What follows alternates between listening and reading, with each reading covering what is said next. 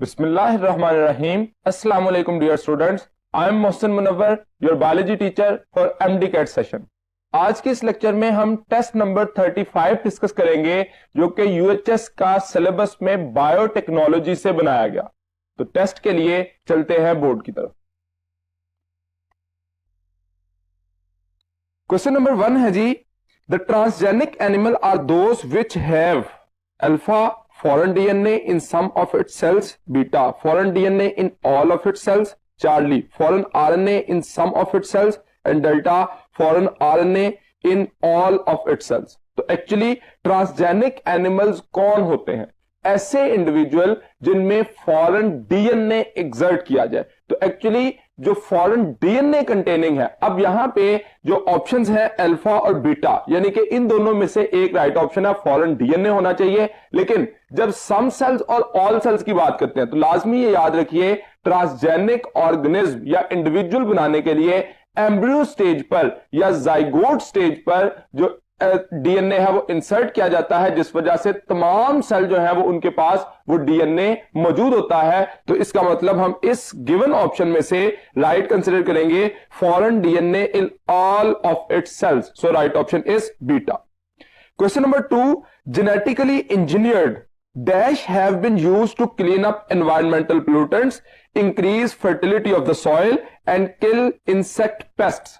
तो ऑप्शन है alpha bacteria, beta plants, Charlie animals and delta virus. तो हम जानते हैं कि ट्रांसजेनिक बैक्टीरिया ऐसे इंडिविजुअल हैं जो कि क्लीन अप करते हैं एनवायरमेंटल पोल्यूटेंट्स को। जैसे कोल जो है उसको सल्फर फ्री करने के लिए इनको इस्तेमाल किया जाता है, इसी तरह से जो बायो लीचिंग के प्रोसेस में इसको इस्तेमाल किया जाता है, इसी तरह से फिल्ट्रेशन ऑफ एयर के लिए इस्तेमाल किया जाता है और मुख्तलिफ ऐसे पर्पज हैं। ऑयल स्पिल्स को जो है वो यूज करने के लिए या डिग्रेडेशन के लिए, बायोडिग्रेडेशन के लिए इसको इस्तेमाल किया जाता है। तो डिफरेंट ऐसे वेज थे जिसमें बैक्टीरिया को इस्तेमाल करते थे। तो कॉमनली एनवायरमेंट पोल्यूटेंट्स को, फर्टिलिटी ऑफ सॉइल को इंक्रीज करने के लिए या इंसेक्टिसाइड रेजिस्टेंट या इंसेक्ट्स को किल करने के लिए जो इस्तेमाल करते हैं वो बैक्टीरिया होते हैं। जबकि प्लांट्स जो है वो मुख्तलिफ फार्मास्यूटिकल प्रोडक्ट्स हासिल करने के लिए इस्तेमाल की जाती हैं, जैसे कि मुख्तलिफ किस्म की एंटीबॉडीज हासिल करने के लिए पर्टिकुलरली, और कंटामिनेशन फ्री एंटीबॉडीज हासिल करने के लिए इस्तेमाल किया जाता है। इसी तरह से एनिमल्स को भी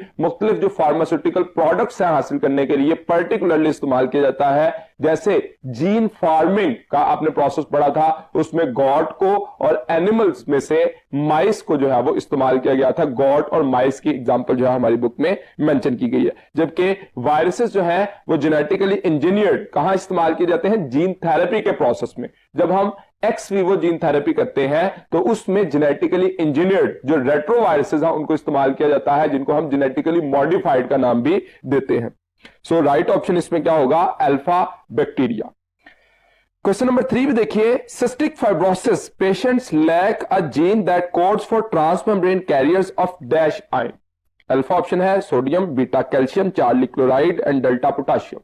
तो हम जानते हैं सिस्टिक फाइब्रोसिस जो है वो एक ऑटोसोमल रिसेसिव डिजीज है जिसमें म्यूकस प्रोडक्शन जो है वो बढ़ जाती है, और क्लोराइड आयन के लिए जो ट्रांसमेम्ब्रेन कैरियर्स हैं उनके लिए जो जीन कोडिंग होता है वो डिफेक्टिव हो जाता है, जो कि जीन थेरेपी के जरिए उसको हम सॉल्व कर सकते हैं। तो जीन थेरेपी में इस बात को जो है वो मेंशन किया गया। So right option is the cystic fibrosis patient lack a gene that codes for transmembrane carriers of chloride ion. तो chloride ion will be the right option.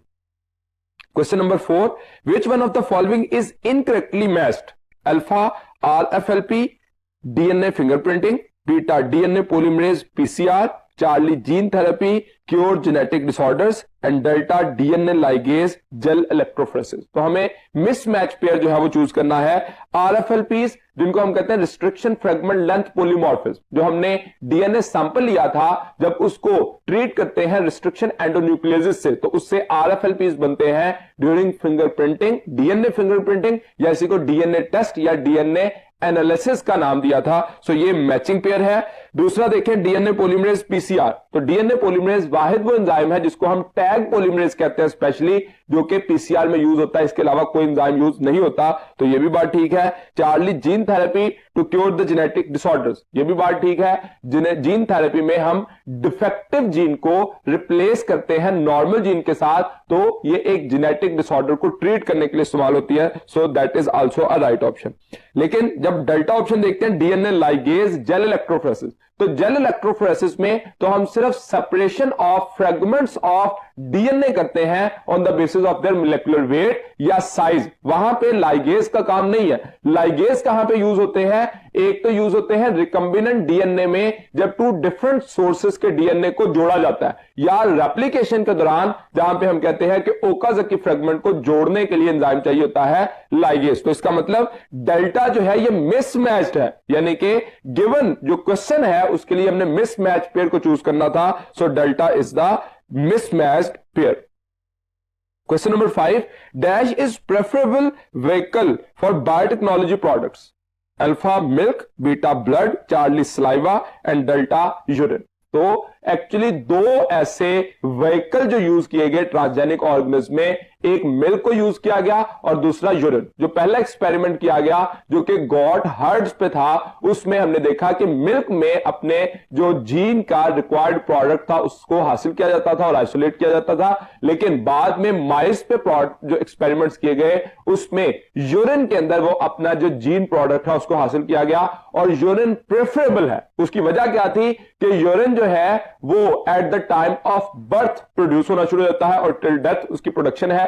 दूसरे नंबर पे ये मेल और फीमेल दोनों में प्रोड्यूस होता है और तीसरे नंबर पे इससे जो प्रोटीन को एक्सट्रैक्ट करना है वो आसान है, जबकि बाकी जितने भी प्रोडक्ट्स हैं जैसे कि मिल्क है तो उससे डिफिकल्ट टू एक्सट्रैक्ट है। दूसरे नंबर पे ये सिर्फ फीमेल से प्रोड्यूस होता है और तीसरे नंबर पे सिर्फ मैच्योरिटी पे जाके फीमेल जो है मिल्क प्रोड्यूस करती है। So preferable vehicle is urine.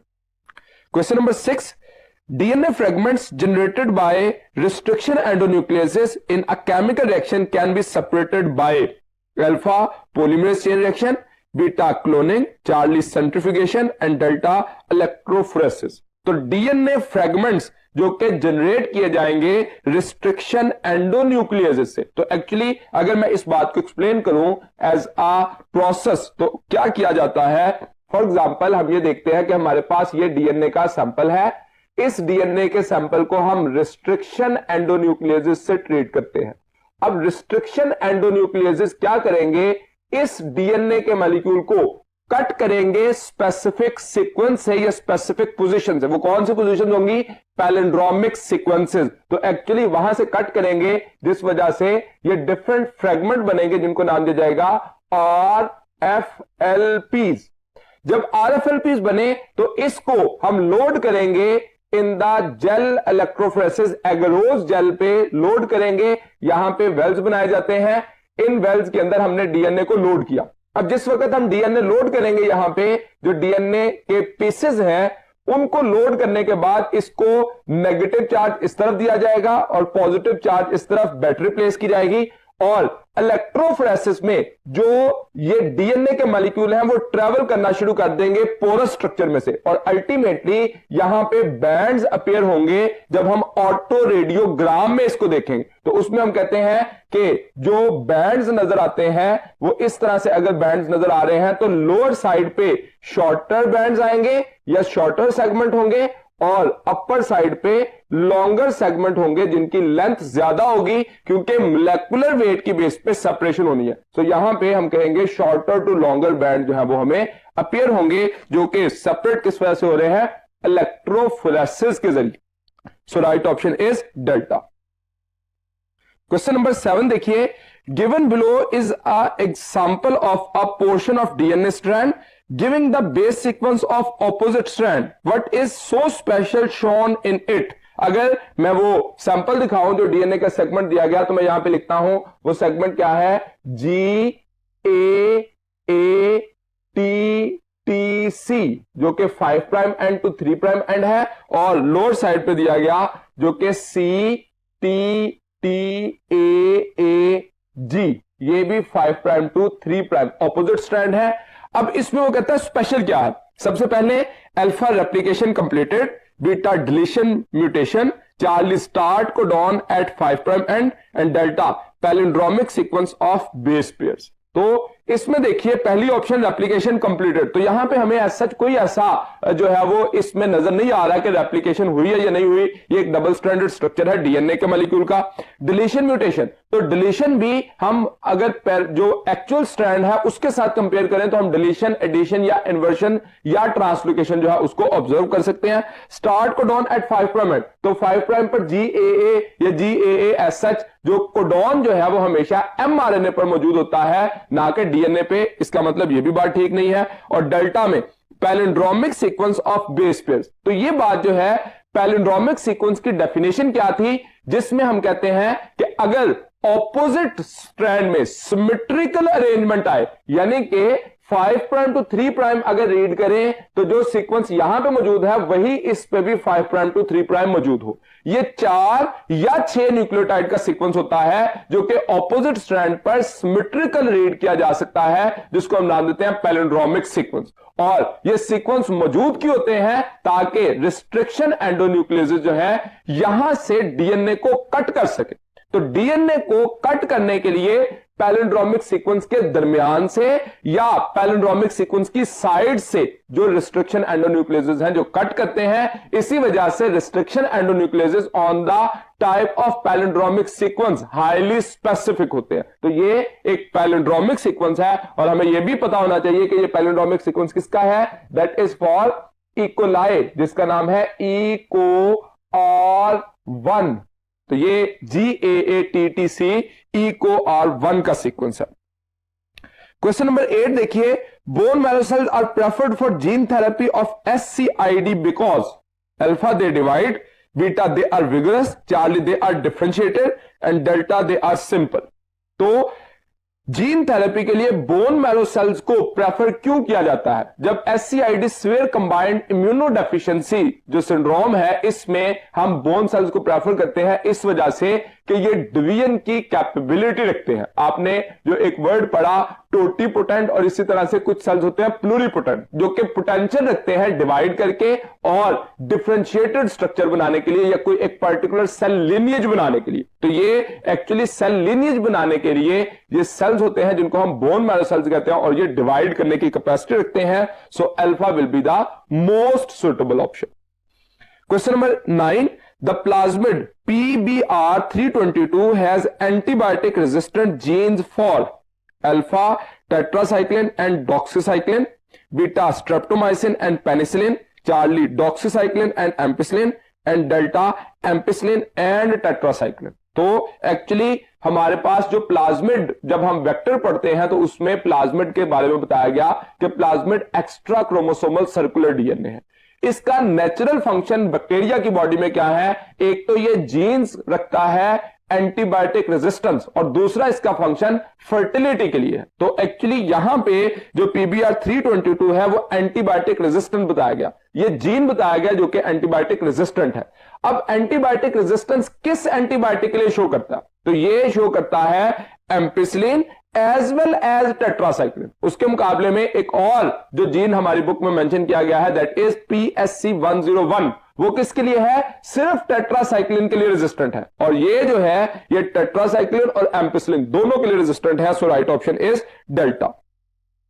Question number 10, in DNA fingerprinting probes are used as alpha vectors, beta genetic markers, Charlie scissors and delta non complementary strands.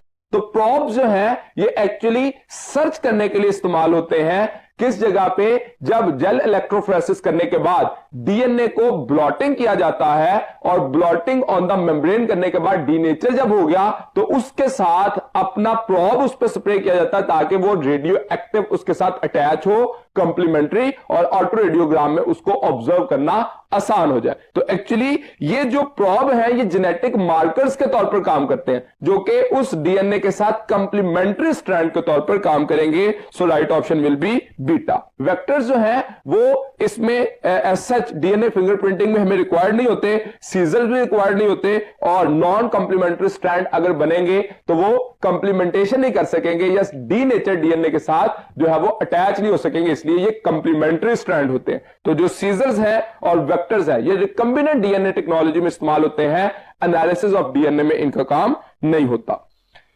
Question number 11 पे आइए। During gel electrophoresis DNA fragments are separated according to the following parameters except alpha their length, beta their composition, Charlie their molecular weights and delta their charges. तो their length पे अगर आप देखें तो actually ये length की बुनियाद पर सेपरेट होते हैं, their composition, their molecular weight and their charges. अब जिस वक्त हम बात कर रहे हैं इसमें कि एक्सेप्ट जो राइट ऑप्शन है हमने वो चूज करना है जो जेल इलेक्ट्रोफोरेसिस में जिसकी बुनियाद पर नहीं होता। तो कंपोजिशन ऐसी है जो कि जेनेटिक मटेरियल की एक्चुअली होती है, जो कि न्यूक्लियोटाइड किसी भी डीएनए के अंदर 4 तरह के होंगे, जिस वजह से कंपोजिशन मैटर नहीं करेगी, लेकिन लेंथ जो है वो मैटर करेगी और मोलेकुलर वेट भी मैटर करेगी। Question number 12, human insulin is being commercially produced from a transgenic species of alpha Escherichia, beta Saccharomyces, Charlie Drosophila and delta Arabidopsis. तो ह्यूमन इंसुलिन जो प्रोड्यूस की जाती है कमर्शियली वो एक्चुअली ट्रांसजेनिक बैक्टीरिया से की जाती है, जो कि क्या है, एस्क्रिकिया कोलाई, जबकि सैक्रोमाइसिस जो है वो एक यीस्ट है जिसको ट्रांसजेनिक पर्पस के लिए इस्तेमाल नहीं किया जाता। ड्रोसोफिला जो है वो फ्रूट फ्लाई का साइंटिफिक नेम है और अरेबिडोप्सिस जो है वो एक्चुअली एक साल्ट टॉलरेंट प्लांट जो है उसको कंसिडर किया जाता है। Question number 13, restriction enzymes are called so because they restrict the growth of alpha bacterium in growth medium, Charlie viruses in bacteria and delta bacteria in fungi। तो यहां पे हमें क्या कहा गया कि restriction enzymes are called so because they restrict the growth of the viruses। ये virus की ग्रोथ को रिस्ट्रिक्ट करते हैं जो कि बैक्टीरिया में एंटर होते हैं। बैक्टीरिया अपने डिफेंस के पर्पस के लिए इसको प्रोड्यूस करता है। सो राइट ऑप्शन क्या होगा, चार्ली वायरसेस इन बैक्टीरिया। तो restriction enzymes are called so because they restrict the growth of virus in bacteria. ये वायरल डीएनए को डिग्रेड कर देते हैं लेकिन बैक्टीरियल क्रोमोसोम के ऊपर इनका कोई साइड इफेक्ट नहीं होता। Question number 14, millions of copies of single gene is produced by alpha asexual reproduction, beta PCR chain reaction, Charlie cloning and delta gene sequencing। तो एक्चुअली जो millions of copies of single gene है वो polymerase chain reaction के जरिए बनती हैं, जबकि cloning का प्रोसेस जो है यहां पे जनरल टर्म दी गई। अगर मोलेकुलर क्लोनिंग कहा जाता या जीन क्लोनिंग कहा जाता तो शायद उसको भी हम ऑप्शन कंसीडर करते, लेकिन क्योंकि वो जनरल जो ऑप्शन है और उसके मुकाबले में स्पेसिफिक है पीसीआर, तो पीसीआर में millions of copies of the gene produce की जा सकती हैं। यहां पे ये एक आर्टिफिशियल मशीन थर्मोसाइक्लर है जो कि identical copies of genes produce करने के लिए इस्तेमाल होता है। क्वेश्चन नंबर 15 देखिए, an antibody which can deliver radioisotope to tumour cell is made by transgenic alpha wheat, beta tomato, Charlie corn and delta soybean. तो जो रेडियो एक्टिव एंटीबॉडी है, रेडियो एक्टिव आइसोटॉप्स यूज किए जाते हैं to tumour cells, वो किससे हासिल होती है, कौन से, ऐसी एंटीबॉडी जो कि ट्यूमर सेल्स को डिस्ट्रॉय करने के लिए हो, लेकिन ऐसी एंटीबॉडी जो कि जेनिटल हर्ब्स को जो है वो डैमेज करने के लिए या ट्रीट करने के लिए इस्तेमाल हो, वो कहां से हासिल होती है, सोयाबीन से। तो ये 2 एग्जांपल हमारी बुक में है, यहां गिवन ऑप्शन में राइट ऑप्शन होगा Charlie. Question number 16, a series of techniques in which DNA fragments are linked to self-replicating forms of DNA to create recombinant DNA molecule called alpha gene therapy, beta PCR, Charlie DNA analysis and delta recombinant DNA technology। तो a series of technique in which DNA fragments are linked to self-replicating form of DNA, यानी कि जो DNA के साथ DNA को link किया जाए, जो कि स्टिकी एंड्स और फ्लैंकिंग साइट्स के साथ जब हम कनेक्ट करते हैं डीएनए को तो वो एक्चुअली क्या कहलाता है, रिकम्बिनेंट डीएनए या काइमेरिक डीएनए, और उस टेक्नोलॉजी को हम कहते हैं रिकम्बिनेंट डीएनए टेक्नोलॉजी। यहां पे रिकम्बिनेंट डीएनए टेक्नोलॉजी की डेफिनेशन भी याद रखिए, ऐसी टेक्नोलॉजी जिसमें डीएनए फ्रॉम 2 डिफरेंट सोर्सेज या डीएनए फ्रॉम 2 डिफरेंट स्पीशीज इस्तेमाल किया जाए, उसे हम कहते हैं रिकम्बिनेंट डीएनए, और टेक्नोलॉजी कहलाती है recombinant DNA technology. Question number 17. The insertion of genetic material into human cell for the cure of genetic disorder is called alpha DNA fingerprinting, beta gene therapy, Charlie gene sequencing and delta gel electrophoresis. तो वो process जिसमें हम insertion of genetic material करें to cure a genetic disorder, यानी कि जो एक healthy या नॉर्मल जीन है उसको इंसर्ट करने का जो प्रोसेस कहलाएगा वो क्या कहलाएगा? Gene therapy. So right option is beta. Question number 18 देखिए, transgenic mice have been used to produce alpha a protein rich milk, beta a growth hormone, Charlie protein rich meat and delta extra hair.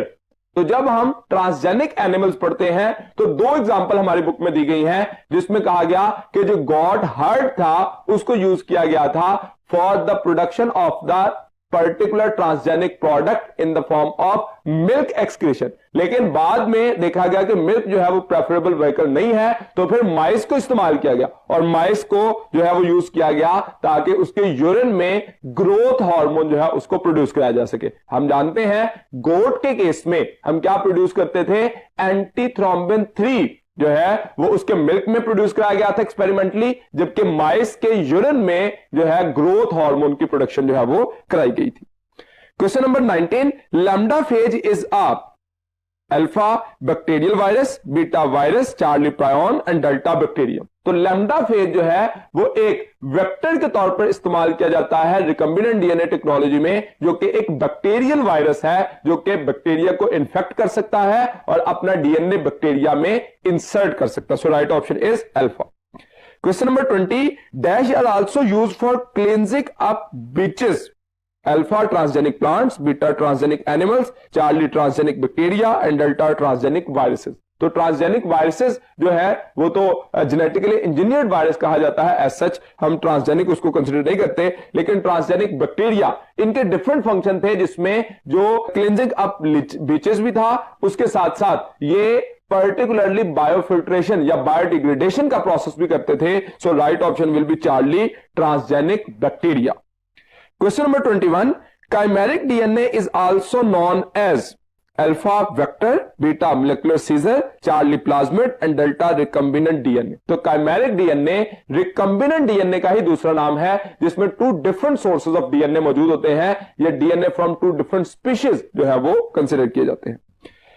Question number 22, DNA analysis indicates the presence of dash between individuals, alpha homology, beta SNP single nucleotide polymorphism, Charlie RFLPs जिनको हम कहते हैं जो restriction fragment length polymorphism and delta VNTR variable number tandem repeats. तो DNA analysis में जो सबसे पहला प्रोडक्ट बनता है due to restriction endonuclease, that is actually RFLPs। तो RFLPs जो है वो इंडिविजुअल में मौजूद होते हैं। ये RFLPs बनते क्यों हैं? एक्चुअली हम जानते हैं जब रिस्ट्रिक्शन एंडोन्यूक्लियस डीएनए को कट करेगा तो वो पर्टिकुलर पोजीशन पर मौजूदा पैलिंड्रोमिक सीक्वेंस से कट करेगा। अब हर इंडिविजुअल में पैलिंड्रोमिक सीक्वेंस की लोकेशन सेम नहीं है, तो इसका मतलब क्या हुआ कि अगर लोकेशन सेम नहीं है तो अल्टीमेटली जो पैलिंड्रोमिक सीक्वेंस जो है वो डिफरेंट, मोर और लेस डिफरेंस पे मौजूद होंगे डिफरेंट इंडिविजुअल में, जिस वजह से RFLPs की लेंथ जो है वो भी डिफर कर जाएगी। So right option is Charlie. Question number 23, which one of the enzyme is administered to the patient of severe combined immunodeficiency disease, यानी कि SCID के केस में कौन सा एंजाइम जो है उसमें प्रॉब्लम आ जाती है? Alpha arginase, beta adenosine deaminase, Charlie beta galactosidase and delta lactamase. तो एडिनोसिन डी अमाइनेस एंजाइम को कोड करने के लिए जो जीन होता है वो डिस्टर्ब हो जाता है, उसमें म्यूटेशन आ जाती है और इसकी वजह से हम जानते हैं maturation of B cell and T cell नहीं हो पाती और बॉडी में इम्यूनो डेफिशिएंसी हो जाती है या इम्यूनिटी की कमी हो जाती है। So right option is beta adenosine deaminase. Question number 24, the use of natural biological system to produce a product or to achieve an end desired by human is called alpha recombinant DNA technology, beta molecular biology, charlie biotechnology and delta biochemistry। तो जब हम use करें living organism को उनके process को या system को, जिस वजह से हम कह रहे हैं use of natural biological system to produce a product और to achieve an end desired product by human is called. तो अगर हम एक ऐसा स्ट्रक्चर इस्तेमाल करें जो कि लिविंग सिस्टम हो, उससे हम जीन या जीन प्रोडक्ट हासिल करें, तो उसकी ब्रांच को नाम क्या दिया जाता है? Biotechnology. So right option is Charlie. Question number 25 देखिए, to make a recombinant DNA one often begins by selecting a alpha and expression system, beta plasmid, Charlie bacteriophage and delta vector. तो actually सबसे पहले हमें क्या करना होता है? Recombinant DNA technology के 4 मेजर फीचर्स थे। सबसे पहला फीचर था isolation of gene of interest या how to get a gene of interest. जब हमने जीन ऑफ इंटरेस्ट हासिल कर लिया तो उसके बाद सबसे इंपॉर्टेंट बात यह है कि वेक्टर चूज किया जाए जो कि हमारे उस डीएनए को या जीन ऑफ इंटरेस्ट को कैरी करेगा, मोलेकुलर कैरियर बनेगा और होस्ट बॉडी में जाके हमारे जीन की प्रोडक्ट जो है वो उसको बनाने के लिए एक्सप्रेशन सिस्टम में हेल्प करेगा। तो यहां पे make a recombinant DNA, recombinant DNA में 2 डिफरेंट सोर्सेज होने चाहिए, एक सोर्स वेक्टर का होना चाहिए और एक जीन ऑफ इंटरेस्ट होना चाहिए। तो दोनों को जोड़ने के लिए वेक्टर यानी कि प्लाज्मिड का होना जरूरी है। अब यहां पे प्लाज्मिड और बैक्टीरियोफेज दोनों ऑप्शंस हैं। तो बैक्टीरियोफेज जो कि लैम्डा फेज के तौर पर, यह भी एक वेक्टर के तौर पर चूज किया जाता है। तो इसका मतलब हम जनरल ऑप्शन की तरफ जाएंगे, that will be delta by selecting a vector. वो वेक्टर जो है वो प्लाज्मिड भी हो सकता है और बैक्टीरियोफेज भी हो सकता है। Question number 26, DNA fragments appear as dash with autoradiogram in DNA fingerprinting. Alpha blue, beta red, Charlie black and delta green. तो ये एक्चुअली ब्लैक बैंड्स की सूरत में, ये स्ट्रिप्स की सूरत में अपीयर होते हैं जब हम ऑटो रेडियोग्राम में देखते हैं। So right option is Charlie. Question number 27, bacterial cells take up recombinant plasmids when they are treated with alpha sodium hydroxide, beta sodium chloride, Charlie calcium chloride and delta calcium chloride. तो actually bacterial cell जो है वो recombinant plasmid जो है उसको take up करते हैं जब उसको कैल्शियम क्लोराइड के साथ ट्रीट किया जाए। अब जब कैल्शियम क्लोराइड से ट्रीट किया जाएगा तो उसमें सेल्फ हीलिंग पोर्स जो है वो फॉर्मेशन हो जाती है या उसकी जो सेल मेम्ब्रेन है वो मोर परमिएबल हो जाती है, जिस वजह से एंट्री जो है डीएनए की वो आसान हो जाती है। Question number 28, first restriction enzyme was isolated by alpha Carey Mullis, beta Hamilton O. Smith, Charlie Maxim Gilbert and delta J. Craig Venter। तो किसने पहला रिस्ट्रिक्शन एंजाइम आइसोलेट किया था? तो 1970 में हैमिल्टन ओ स्मिथ जो साइंटिस्ट थे, इन्होंने फर्स्ट रिस्ट्रिक्शन एंजाइम आइसोलेट किया था। कहां से? बैक्टीरिया से, और जो कि रिस्ट्रिक्ट करता था किसको? ग्रोथ ऑफ द वायरस को। और उसके बाद आज तक तकरीबन 400 रिस्ट्रिक्शन एंजाइम जो है वो आइसोलेट किए जा चुके हैं और उसमें से 20 ऐसे हैं जो मोर फ्रीक्वेंटली इस्तेमाल किए जा रहे हैं। Question number 29, DNA replication occurs over and over again without translation in alpha recombinant DNA technology, beta polymerase chain reaction, Charlie DNA fingerprinting and delta gene sequencing. अब डीएनए रेप्लिकेशन तो हो लेकिन transcription और ट्रांसलेशन ना हो, यह किसमें होता है? पीसीआर में।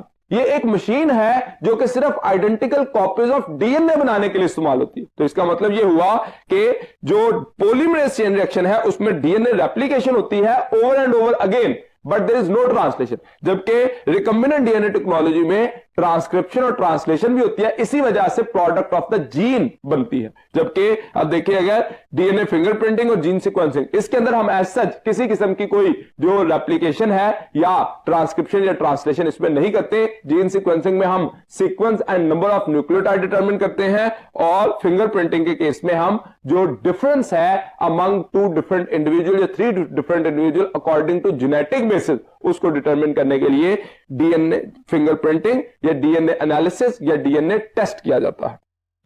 Question number 30, the primer used in PCR consist of alpha 20 base pairs, beta 10 base pairs, Charlie 50 bases and delta 20 bases. तो पीसीआर के केस में जनरली जो प्राइमर यूज किया जाता है वो 20 बेसिस का होता है और वो हमेशा डीएनए न्यूक्लियोटाइड पर मुश्तमिल होता है, जबकि जब हम रेप्लिकेशन में, जो नेचुरल रेप्लिकेशन बायोलॉजिकल सिस्टम में या लिविंग सिस्टम में हो रही होती है, उसमें प्राइमर की फॉर्मेशन जो है वो प्राइमेज एंजाइम की वजह से होती है, वो आरएनए इन नेचर होता है। तो हमें प्राइमर का भी डिफरेंस पता होना चाहिए पीसीआर और ये जो जनरल नेचुरल रेप्लिकेशन है। Question number 31, dash used in PCR is analogous to dash used in replication. Alpha high temperature helicase, beta high temperature polymerase, Charlie low temperature helicase and delta Taq polymerase ligase. तो यहां पे high temperature use किया जाता है denaturation या अनकॉइलिंग of the DNA के लिए, और रेप्लिकेशन में हेलिकेज इस्तेमाल किया जाता है अनकॉइलिंग ऑफ डीएनए के लिए। हम ये बात अपने लेक्चर में कर चुके हैं कि पीसीआर के केस में सिर्फ एक ही एंजाइम इस्तेमाल होता है, और वो कौन सा है? टैग पॉलीमरेज, जिसको हम डीएनए पॉलीमरेज भी कहते हैं, जिसका काम है एडिशन ऑफ न्यूक्लियोटाइड करना। बाकी कोई एंजाइम इस्तेमाल नहीं होता। उसके मुकाबले में प्राइमर हम सिंथेसाइज्ड प्राइमर इस्तेमाल करते हैं, और हेलिकेज की जगह पे हम क्या करते हैं? Particular kind of the heat provide करते हैं जो कि डीनेचुरेशन करती है, और लाइगेज की यहां जरूरत नहीं होती। क्यों? क्योंकि यहां पे ओकाज़की फ्रेगमेंट्स नहीं बन रहे। जहां रेप्लिकेशन में लाइगेज चाहिए था, वो ओकाज़की फ्रेगमेंट को जोड़ने के लिए था लैगिंग स्ट्रैंड पे। तो पीसीआर में ऐसा ओकाज़की फ्रेगमेंट्स नहीं बनते, और अल्टीमेटली लाइगेज भी रिक्वायर्ड नहीं होगा। Question number 32, liposomes used for gene therapy of cystic fibrosis are coated with the alpha proteins, beta carbohydrates, charlie nucleic acid and delta lipids। जो लाइपोसोम है used for gene therapy of cystic fibrosis are coated with nucleic acid. वो particular gene जो required होता है उसको हम coat करते हैं, ताकि जब उसको इनहेल किया जाए तो वो हमारे जो रेस्पिरेटरी ट्रैक के सेल्स हैं, खासतौर पर एपिथेलियल सेल्स हैं, उनमें उसको जो है वो इनटेक किया जा सके। So right option is Charlie nucleic acid. Question number 33, an enzyme that cleaves a DNA duplex molecule at a particular base sequence, usually within or near a palindromic sequence called alpha DNA ligase, beta primase, Charlie restriction endonuclease and delta tag polymerase। तो ऐसा जो enzyme है जो कि DNA duplex को cleave करे at a particular base sequence, usually with in और near palindromic sequence. तो ये पॉइंट जो है वो बड़ा इंपॉर्टेंट है कि पैलिंड्रोमिक सीक्वेंस के अंदर से और नियर से जो उसको किल करेगा वो कौन सा है enzyme? That is restriction endonuclease. अब ये रिस्ट्रिक्शन एंडोन्यूक्लियस जो है, हम बार बार पहले भी इस बात को कर चुके हैं, ये बैक्टीरिया से प्रोड्यूस होते हैं और नेचुरली वायरस के अगेंस्ट थे, लेकिन ह्यूमन ने इसको बायोटेक्नोलॉजी के प्रोडक्ट में रिकम्बिनेंट डीएनए टेक्नोलॉजी या जेनेटिक इंजीनियरिंग में इस्तेमाल किया। Question number 34, a team of Japanese scientists are attempting to increase the C4 cycle into the alpha sunflower, beta rose, charlie soybean and delta rice। तो ये actually जो crops थी जो कि हमें अनाज देने के लिए इस्तेमाल होती हैं, गंदम, चावल और इस तरह के जो थे, उनमें स्टार्च की प्रोडक्शन को एनहांस करने के लिए C4 सिंथेसिस जो है उसके लिए काम किया जा रहा था, और पर्टिकुलरली राइस पर जापानीज साइंटिस्ट के एक्सपेरिमेंट थे। आप ये भी जानते हैं कि राइस के केस में उन्होंने जो दो मॉडिफिकेशन करने की कोशिश की थी वो कौन कौन सी थी? एक तो C3 प्लांट्स को C4 में कन्वर्ट करना ताकि मैक्सिमम कार्बन डाइऑक्साइड यूटिलाइज हो सके, और दूसरे नंबर पे पोल ऑफ स्टोमेटा को उन्होंने चेंज करने की कोशिश की, जिसकी वजह से जो अल्टरेशन इन पोर होगी तो मैक्सिमम कार्बन डाइऑक्साइड इनटेक की जा सकेगी, लेकिन रिमूवल ऑफ वाटर जो है ट्रांसपायरेशन के जरिए वो मिनिमाइज करने की उनकी ख्वाहिश थी, जिस वजह से ये एक्सपेरिमेंट जो है वो अटेम्प्ट किए गए ताकि ट्रांसजेनिक प्लांट्स बनाए जा सके। Question number 35, which of the following organelles is related with genetic engineering? Alpha mitochondria, beta Golgi bodies, Charlie plasmids and delta lysosomes. तो एक्चुअली जेनेटिक इंजीनियरिंग के लिए जो ऑर्गेनल इस्तेमाल होता है वो बैक्टीरियल है, और बैक्टीरिया में हम जानते हैं कि मेम्ब्रेन बाउंडेड ऑर्गेनल नहीं होते, यानी कि इस बेसिक कॉन्सेप्ट की बेस पर ही हम माइटोकॉन्ड्रिया, जो गोल्जी बॉडीज और लाइसोसोम, ये तीनों मेम्ब्रेन बाउंडेड ऑर्गेनल है, इनको रिमूव कर सकते हैं। लेकिन प्लाज्मिड ऐसा एक्स्ट्रा क्रोमोसोमल सर्कुलर डीएनए है जिसको इस्तेमाल किया जा सकता है to make related with the genetic engineering. Plasmid के नेचुरल फंक्शंस क्या है ये भी हम जानते हैं, ये एंटीबायोटिक रेजिस्टेंट होता है। और दूसरे नंबर पर इसका जो एक और बड़ा फंक्शन है, that contain the genes which are antibiotic resistant. Question number 36, plants are being engineered to produce human hormones, clotting factors and antibodies in their alpha flowers, beta roots, charlie stems and delta seeds। तो plants को जो genetically engineer किया जाता है उसके किस part में हमारे ये जो ह्यूमन के लिए प्रोडक्ट प्रोड्यूस होते हैं, तो वो सीड्स में नॉर्मली प्रोड्यूस होते हैं। So right option is delta. Question number 37, plants that utilize the dash cycle avoid the inefficiency of carboxylase by using a different means of capturing carbon dioxide। अब carboxylase जो है, Rubisco enzyme का जो carboxylase and है वो carbon dioxide fixation करता है। इसकी जो फंक्शन क्या है, यूटिलाइज क्या करता है, alpha C2, beta C3, Charlie C4 and delta C5। तो एक्चुअली C4 प्लांट की जो C4 साइकिल था that was responsible to avoid the inefficiency of carboxylase by using the different method of capturing carbon dioxide. क्योंकि C3 plant में 3 carbon के molecule fix होते थे, लेकिन C4 में 4 मॉलिक्यूल फिक्स होते हैं, efficiency of the carboxylase increase हो जाती है। So right option is Charlie. Question number 38 देखिए, the phage commonly used as a vector in genetic engineering is alpha gamma phase, beta T2 phase, charlie T4 phase and delta lambda phase। तो जो vector के तौर पर biotechnology में recombinant DNA technology के दौरान 2 vector इस्तेमाल किए जाते हैं, एक bacterial circular extra chromosomal DNA जिसको प्लाज्मिड कहा जाता है, और दूसरे नंबर पर जो वायरस है, बैक्टीरियल वायरस है जिसको लैम्डा फेज का नाम दिया जाता है, that will be used in the genetic engineering. So right option is delta. Question number 39, radio active probes used in DNA fingerprinting have dash arrangement of bases to original DNA, alpha complementary, beta reverse, charlie same and delta inverse। अब देखिए जो radio active probe है DNA fingerprinting में इस्तेमाल कब करना है, जिस वक्त ब्लॉटिंग हो गई, ब्लॉटिंग के बाद डीनेचुरेशन हो गई, डीएनए सिंगल स्ट्रैंडेड बन गया। अब फॉर एग्जांपल अगर डीएनए का मॉलिक्यूल सिंगल स्ट्रैंडेड है, ये डीएनए का मॉलिक्यूल है जो सिंगल स्ट्रैंडेड है, डीनेचर्ड है, तो इसके ऊपर अगर हम प्रोब अटैच करना चाह रहे हैं तो वो प्रोब इसके साथ वही बाइंड करेगा जो कि इसके साथ कंप्लीमेंट्री है। तो ये प्रोब जब अटैच करना है तो that should be complementary sequence, ताकि इसकी हाइड्रोजन बॉन्डिंग बन सके डीनेचर्ड डीएनए के साथ। तो इसको नाम देंगे कंप्लीमेंट्री, जो कि अगर एडेनिन है डीनेचर डीएनए पे तो उसके ऊपर थायमिन हो, गवानिन है तो साइटोसिन हो, अगर साइटोसिन है तो गवानिन हो, तो इस तरह से अल्टरनेट बेस पेयर के हाइड्रोजन बॉन्ड जो है वो आपस में बन सके। So right option is alpha complementary. Question number 40, DNA fingerprint is actually a alpha photograph, beta autoradiogram, Charlie autoradiograph and delta diagram. तो DNA fingerprint actually autoradiogram है।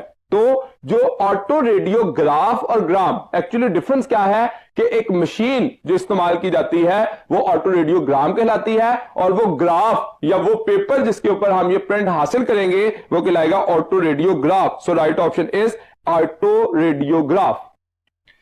Question number 41, dash is the first heat stable component used in PCR, alpha Taq primase, beta Taq helicase, Charlie Taq polymerase and delta Taq SSBP जिसको single stranded binding protein कहते हैं। तो हम ये जानते हैं कोई और एंजाइम इस्तेमाल नहीं किया जाता सिवाय पोलिमरेज के, और ये भी पोलिमरेज टैग पोलिमरेज क्यों कहलाता है, बिकॉज दैट इज अचीव्ड या obtained from a heat insensitive bacteria जो कि कहलाता है थर्मोस्टेबल बैक्टीरिया, और वो कौन सा है, दैट इज थर्मस एक्वेटिकस। तो उसका थर्मस का टी और एक्वेटिकस ए जो है वो क्यू जो है वो इस्तेमाल किया जाता है, तो इस वजह से टैग पोलिमरेज उसका नाम बनता है। So right option is Charlie. Question number 42, dash test is a powerful tool of DNA forensic science, alpha blood, beta urine, charlie RNA and delta DNA। तो कौन सा पावरफुल टूल है, that is the powerful tool of forensic science that is DNA test. जब भी हम forensic science में किसी भी किस्म की क्रिमिनल इन्वेस्टिगेशन करना हो, डायग्नोसिस ऑफ वायरल इंफेक्शन करना हो, उसके साथ साथ एवोल्यूशनरी रिलेशनशिप को स्टडी करना हो, तो हम फोरेंसिक साइंस के अंदर क्रिमिनल इन्वेस्टिगेशन में खास तौर पर डीएनए को या डीएनए एनालिसिस को एक पावरफुल टूल कंसिडर करते हैं। So right option is delta. Question number 43, there are dash main methods for gene therapy, alpha 2, beta 3, Charlie 4 and delta 5। तो जीन थेरेपी के लिए दो मेथड इस्तेमाल किए जाते हैं, एक को इन विट्रो और दूसरे को इन वीवो का नाम दिया जाता है, यानी कि इनसाइड द ह्यूमन बॉडी और आउटसाइड द ह्यूमन बॉडी जो है जो काम किया जाएगा उसको इन वीवो और इन विट्रो का नाम दिया जाएगा। इसी तरह से इन विट्रो को एक्स वीवो का नाम भी दिया जाता है। So right option is alpha. Question number 44, in SCID retroviruses are used to insert normal gene into dash cells during the gene therapy, alpha bone marrow, beta lungs, charlie cardiac and delta kidney। तो SCID के case में जो retroviruses हैं वो gene को insert कहां पे करते हैं, in the bone marrow cells, क्योंकि ये एक इन विट्रो या एक्स वीवो जीन थेरेपी है। तो इसमें बोन मैरो के सेल जो है वो बॉडी से बाहर निकाल लिए जाते हैं, उनमें उनको इन्फेक्ट कराया जाता है रेट्रोवायरस से, जो कि अपना नॉर्मल जीन जो है उसमें इंप्लांट करता है और फिर उस normal gene containing bone marrow cell को दोबारा से बॉडी में इंप्लांट कर दिया जाता है। So right option is alpha. Question number 45, another advantage of meristem culture is that unlike other parts of plant meristem is alpha virus free, beta bacteria free, charlie easy to grow and delta easy to handle। तो अब ये देखिए, ये question जो है ये हमें tissue culture techniques of plants से कहा गया। ये टॉपिक डायरेक्टली हमारे यूएचएस के कंटेंट में शामिल नहीं है, लेकिन मार्जिनल एरियाज को कवर करने के लिए आप इस टॉपिक की भी रीडिंग करते हैं ताकि अगर इससे रिलेटेड क्वेश्चन हो तो हम उसको जो है वो सॉल्व कर सके। तो जो another advantage of meristem culture है, डिफरेंट टाइप के कल्चर होते हैं, एंथर कल्चर होता है, मेरिस्टम कल्चर है, माइक्रो प्रोपेगेशन है, तो मुख्तलिफ मेथड जो इस्तेमाल किए जाते हैं। जो मेरिस्टमेटिक की एडवांटेज है वो क्या है कि ये वायरस फ्री एरिया होता है, highly capable to division cell जो है वो मेरिस्टमेटिक सेल होते हैं। Question number 46, PCR technique is used for alpha protein synthesis, beta hormone synthesis, Charlie DNA amplification and delta DNA separation. तो जो अल्फा ऑप्शन है प्रोटीन सिंथेसिस, ये तो ट्रांसलेशन की एक्टिविटी है जो कि रिकम्बिनेंट डीएनए टेक्नोलॉजी के जरिए की जा सकेगी, पीसीआर से नहीं होगी। बीटा हार्मोन सिंथेसिस, ये भी रिकम्बिनेंट डीएनए टेक्नोलॉजी से जीन प्रोडक्ट के तौर पर हासिल की जा सकती है। Charlie DNA amplification, so right option is DNA amplification. PCR का काम जो है वो आइडेंटिकल कॉपीज ऑफ जीन बनाना है, यानी कि जीन एम्प्लीफिकेशन है। उसके मुकाबले में डीएनए सेपरेशन देखें तो ये डीएनए के फ्रेगमेंट्स को सेपरेट कौन करता है, जो कि आरएफएलपीज होते हैं वो सेपरेट किया जाता है एनालिसिस ऑफ डीएनए के दौरान जेल इलेक्ट्रोफोरेसिस में। तो सेपरेशन ऑफ सेगमेंट या fragment of DNA is done by gel electrophoresis. Question number 47, use of transgenic farm animals to produce pharmaceuticals is called alpha gene farming, beta gene farming. अब farming एक PHAR है, वो pharmaceutical के लिए, और farming जो है जो हम फार्म बनाते हैं ताकि हर्ड जो है वो प्रोड्यूस की जा सके। Charlie transgenic farming and delta transgenic farming. तो ये हमें यहां पे फार्मास्यूटिकल के लिए हम कहते हैं कि फार्मिंग जो वर्ड इस्तेमाल किया जाता है PHARM, ये फार्मास्यूटिकल के लिए है। और जब हम FARM कहते हैं तो ये फार्म होते हैं जिनमें हम एनिमल्स जो है उनके हर्ड्स को ग्रो करते हैं। तो ये वाला जो फार्म है ये फार्मास्यूटिकल के लिए कंसिडर किया जाएगा। So right option is gene farming, alpha will be the right option.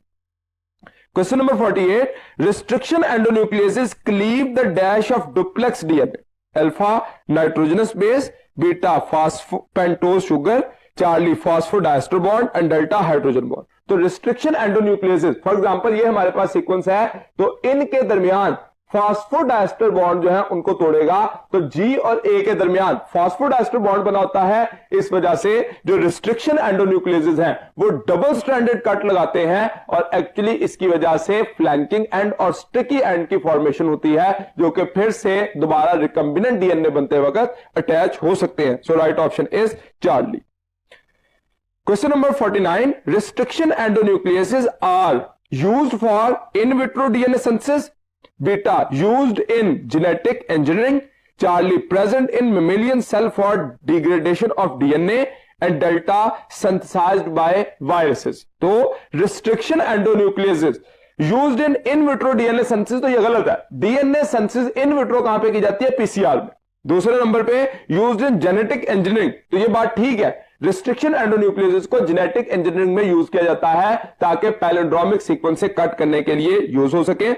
Charlie option देखें, present in mammalian cell for degradation of DNA, तो ये मेमेलियन सेल में नहीं होते, बैक्टीरियल सेल में होते हैं वायरल डीएनए को डिग्रेड करने के लिए। और डेल्टा ऑप्शन में सिंथेसाइज्ड बाय वायरसेस, तो ये सिंथेसाइज्ड होते हैं, नेचुरली अकरिंग होते हैं बैक्टीरिया में, और अगेंस्ट यूज होते हैं किसके? वायरस के। So right option is beta. Question number 50, genetic engineering में enhance the ability of dash to extract copper, uranium and gold from low grade sources. तो अल्फा ऑप्शन है plants, beta bacteria, Charlie fungi and delta viruses. तो bioleaching के process में जो mining industry में जो मुख्तलिफ किस्म के मेटल्स हैं उनको एक्सट्रैक्ट करने के लिए लो ग्रेड सोर्सेज से जो इस्तेमाल किया जाता है that is actually bacteria. So right option will be beta. यहां तक आज के टेस्ट की डिस्कशन कंप्लीट हुई। उम्मीद है कि मैं अपनी बात आपको समझाने में कामयाब रहा। अगले लेक्चर तक के लिए दीजिए इजाजत। अल्लाह हाफिज।